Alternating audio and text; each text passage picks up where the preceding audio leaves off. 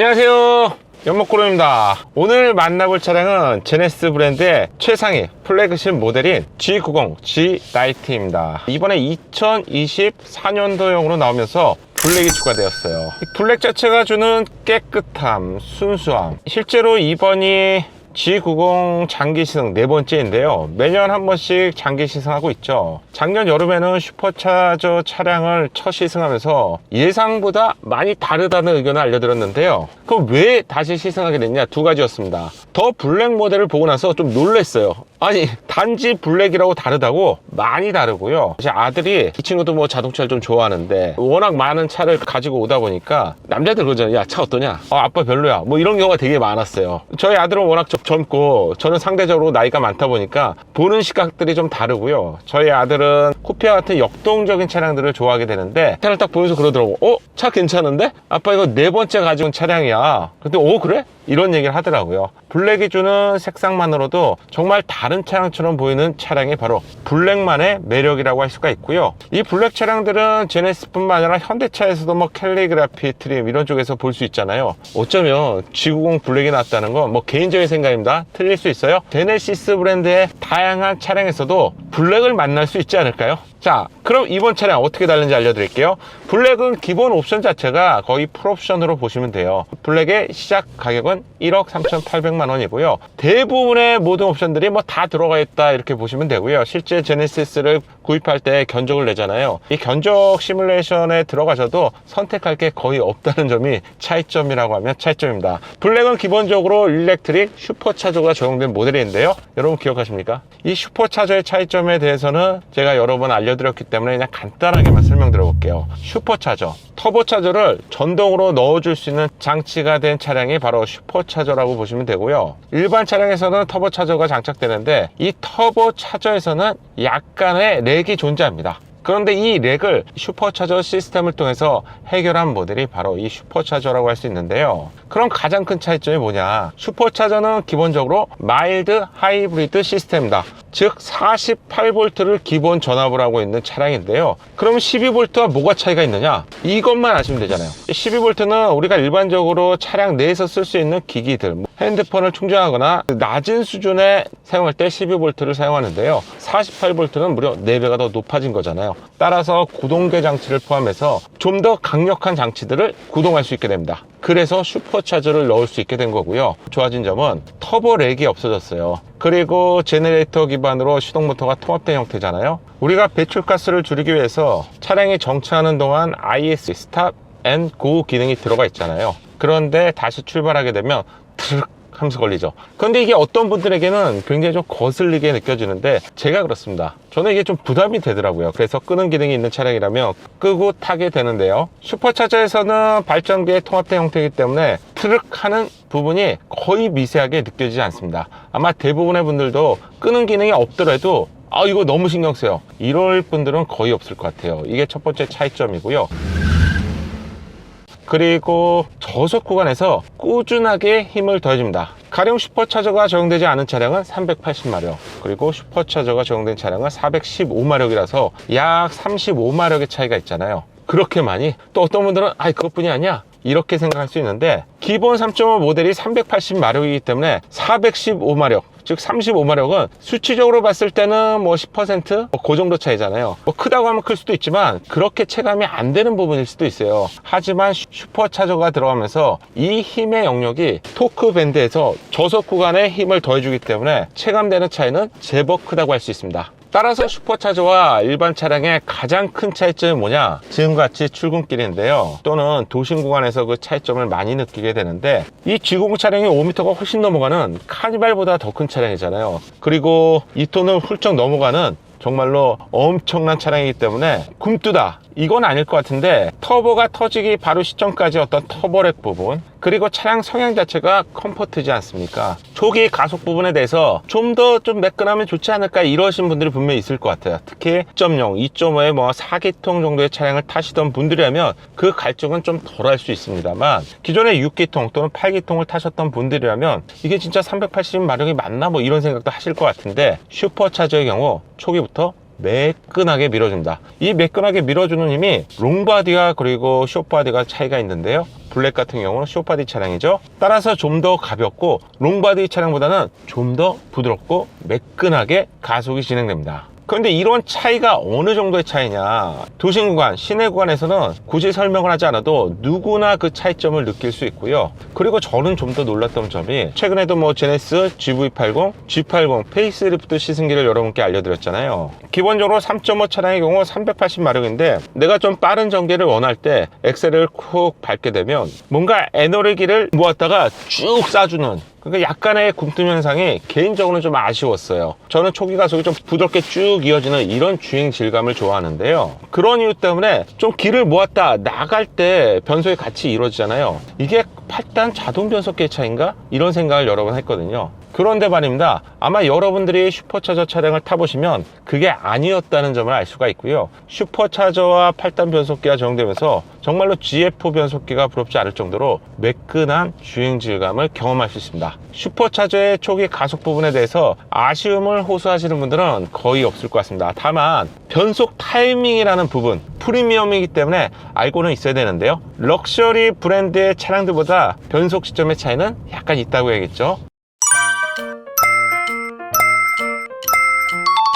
두 번째, 이 차량을 구입하시는 분들은 가장 많이 비교하는 차량은 S클래스가 되겠죠. BM7 시리즈보다는 벤츠 S클래스라고 생각하는데요. 이유가 있습니다. 럭셔리 세단의 교과서라고 할 수 있는 차량이 바로 S클래스이기 때문이죠. 그럼 S클래스와 G90 차량은 과연 비교가 될 수 있는 경쟁 차량인가? 아니야. 무늬만 프리미엄 차량이야. 어느 쪽일까요? 사실 저는 개인적으로 제네시스 브랜드가 2015년 정도에 출범했었잖아요. 그때는 저는 약간 무늬만 럭셔리에 가깝다, 이런 생각을 가졌던 사람이고요. 그리고 제네시스가 항상 연식 변경을 할 때마다 승차감을 개선했다, 고속주행의 안정성을 개선했다, 이런 얘기들을 공통적으로 하고 있는데, 이게 3번, 4번, 5번에서 계속 변경이 될 때마다 차량들이 뭔가 달라졌어요. 좋아지기도 했고요. 오히려 가우뚱하는 세팅들도 볼 수가 있었는데요. 2024년도 G90 차량의 세팅은 비교를 할 수 있을 정도로 좋아졌습니다. 우리가 보통 이제 차량의 성능을 따질 때 주행 성능 많이 따지시고요. 이 차량은 잘 달리기도 해야 되지만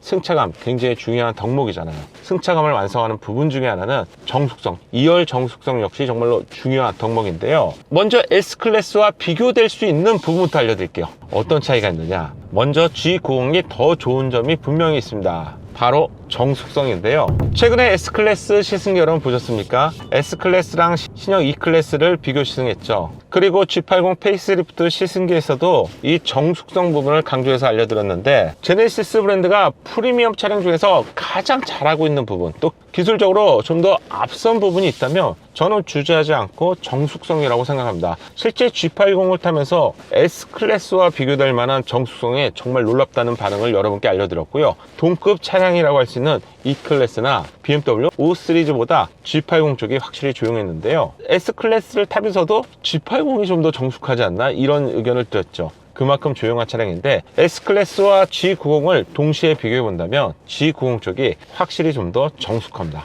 G90은 어느 영역이 좀 더 시끄럽다, 이렇게 말을 표현을 못할 것 같아요. 엔진에서 넘어오는 소음, 바닥에서 올라오는 노면 로드 노이즈, 루프에서 넘어오는 소름, 2열에서는 후륜바퀴를 통해서 넘어오는 소리가 차량 내에서는 가장 좀 부담이 되는 소리잖아요. 그리고 기본적으로 운전자 입장에서는 윈도우로 넘어오는 소리들이 좀 부담이 되는데요. G90은 그런 소음을 가장 잘 억제하는 차량이라고 할 수가 있고요. 1억이 넘어가는 프리미엄 차량들과 비교했을 때 당연히 G90이 월등하고요. 2억이 넘어가는 차량과 비교해도 정숙성만큼은 그냥 탑이라고 보시면 될 것 같습니다. 그럼 정말로 본질적으로 중요한 주행 성능에서 어떤 차이점이 있을까요? 출퇴근하는 길에서는 아무리 밟아봤자 80km 정도뿐이 안 되잖아요. 그리고 도심에서 주행하는 경우라면 도로에 움푹 파인 포토리나 이런 부분들은 요즘은 거의 없기 때문에 그 차이점을 느끼기 힘듭니다. 도심 주행에서 승차감 향상을 위한 에어 서스펜션이 두 차량 모두 제공이 되고요. 6기통 엔진에 충분한 힘을 바탕으로 전개가 되기 때문에 큰 차이가 있을까? 이렇게 물어본다면 예상보다 이렇게 도심 구간에서는 큰 차이점을 느끼기 좀 힘들다, 이렇게 표현하고 싶고요. 여러분 도심만 다니는 건 아니잖아요. 주말에 또는 지방에서 또는 고속도로를 달릴 때 조금 속도가 붙으면 붙을수록 그 차이는 느껴지게 됩니다. 직진 안정성에서는 뭐 차량의 어떤 거동, 그리고 이 핸들링, 이런 부분들이 중요하잖아요. 먼저 핸들링 부분에 대해서는 그래도 경험이 많은 벤츠 쪽이 조금 더 우세하다고 할 수가 있고요. 제네시스 브랜드의 끝판왕이라서 뭐 직진 안정성 이런 부분들도 거의 뭐 부족함이 없습니다. 하지만 만약에 여러분, 내가 늘 다니던 길은 익숙하기 때문에 내 몸이 알아서 운전하게 되는데, 여러분이 초행길을 갔다, 그런데 그 초행길에서 내가 예상하지 못한 급 코너링이나 아니면 합류 구간에서 또 빠르게 핸들을 꺾어서 나가야 되는 구간들, 여러 가지 다양한 조건들이 있을 것 같은데, 이런 쪽에서 S클래스와 G90을 동시에 비교해 본다면 그래도 풍부한 경험이 녹아진 S클래스 쪽이 좀 더 안정적인 거동을 보여줍니다. 만약에 내가 장거리 여행을 가는데 한 100가지의 도로 상황이 나옵니다. 이 중 S클래스가 90가지 이상을 좀 안정적인 거동을 보여준다면 제네시스 G90은 한 80가지 정도 분명한 차이점을 존재한다. 그럼 단지 10가지 차이면 별거 아니지 않습니까? 이렇게 생각할 수도 있습니다만, 위험을 느끼는 순간이라면 전혀 다른 상황이 될 수도 있다는 것이죠. 따라서 정숙성에 있어서 G90이 뛰어나다면 주행 성능에 있어서는 벤츠 S클래스가 좀 더 뛰어나다고 생각합니다.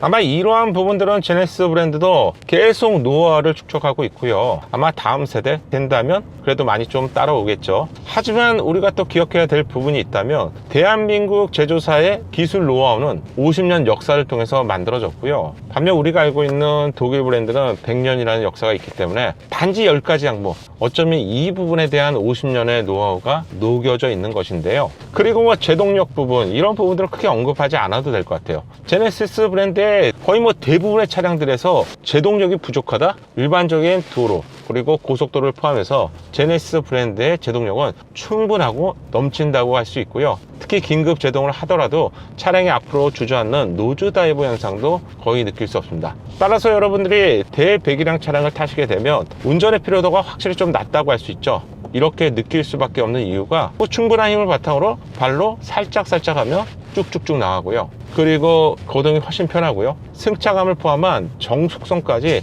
뛰어나기 때문에 차이를 느끼게 됩니다. 마지막으로 그러면 슈퍼차저를 꼭 구입해야 되냐, 이 얘기를 하고 이번 영상을 마치겠습니다. 슈퍼차저, 어쩌면 슈퍼차저가 좋다는 점은 누구나 다 알 수 있어요. 근데 이 슈퍼차저의 가격 자체가 500만 원이 넘게 포함이 되어 있는 거잖아요. 그리고 기본 모델 차량도 380마력이라는 엄청난 힘을 뿜어내기 때문에 과연 슈퍼차저가 필요할까? 저는 이렇게 말씀드리고 싶네요. 먼저 이 차량을 구입하시는 분들의 나이가 중요할 것 같은데요. 30대 블랙이라고 해도 구입하지 못합니다. 40대? 야, 40대에 대한민국에서 G90을 그냥 선뜻 구입하실 수 있는 재력을 가지신 분들은 많지 않을 것 같고요. 50대도 어떻게 보면 G90 차량은 그래도 영 리치라고 할 수 있겠죠. 50대 후반, 60대 요 정도가 주력 타겟이면서 기업 대표님이나 아니면 회장님들이 이 차량의 주요 고객이 될 것 같은데요. 좋은 건 알지만 물론 뭐 돈이 허락한다면 있는 편이 당연히 좋겠죠. 하지만 거의 600만 원의 비용으로 본다면 제네시스의 최고급 옵션들 하나값이거든요. 예를 들면 비에노의 최고급 사운드 시스템을 선택할 수 있고요.